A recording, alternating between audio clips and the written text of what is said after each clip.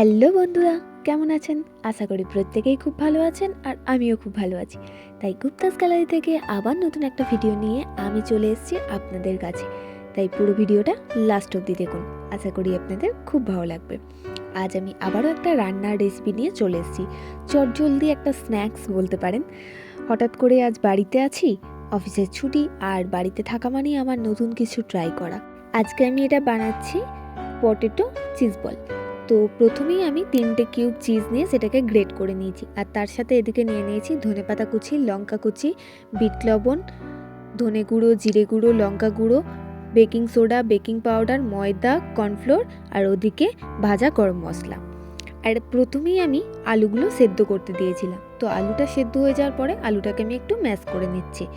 তাহলে ম্যাশ করা হয়ে গেলে যাতে আলুতে একটু দানা দানা না থাকে, তো এরপরে আমি ওই মশলাগুলো সেদ্ধ আলুর সাথে ভালো করে মাখিয়ে নেব। তো এদিকে আমার আলুতে মশলা মাখানো কমপ্লিট, আর তার সাথে হাতে অল্প করে তেল বুলিয়ে আলুগুলো গোল গোল করে পাকিয়ে একটু মাঝখানে কুয়ো করে আমি এতে চিজ ভরে দিয়েছি, দিয়ে ভালো করে কভার করে গোল গোল পাকিয়ে রেখে দিয়েছি।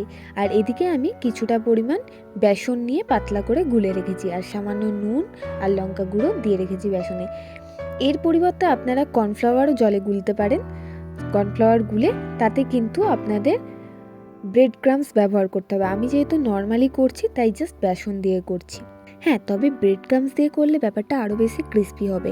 আপনারা চাইলে ব্রেড ক্রাম্বসের 2 কোটও দিতে পারেন, 1 কোটও দিতে পারেন। প্রথমে আপনি কর্নফ্লাওয়ারগুলো জলে এই বলগুলোকে একবার ডুবিয়ে ব্রেড ক্রাম্বস দিয়ে তুলে রেখে দিতে পারেন। অথবা আপনি যদি মনে করেন ব্রেড ক্রাম্বসের কোটিংটা একটু মোটা করতে, সেক্ষেত্রে আপনি একই প্রসেসে 2বার করে রেখে দেবেন, তারপরে একবার ফ্রাই করে নেবেন, আর দেখবেন একদম ক্রিস্পি হয়েছে। আমি কিন্তু এখানে চিজটা গ্রেট করে দিয়েছি। আপনারা চাইলে ছোট ছোট কিউবও ভেতরে ভরে দিতে পারতেন। কিউব দিলে কি হয়, চিজটা মেল্ট হতে একটু সময় লাগে, কিন্তু এক্ষেত্রে চিজটা তাড়াতাড়ি মেল্ট হয়ে যাবে। আর এদিকে দেখুন, আমি এখানে গ্যাস বসিয়ে দিয়েছি, আর গ্যাসের মধ্যে তেলও দিয়ে দিয়েছি গরম করার জন্য। তো তেল প্রায় গরম হয়ে এসছে, এবার আমি একে একে বলগুলো ছেড়ে দেবো। তো আমার এদিকে সব বলগুলো রেডি হয়ে গেছে, আর আমি ওদিকে কিছু তেলে ছেড়েও দিয়েছি।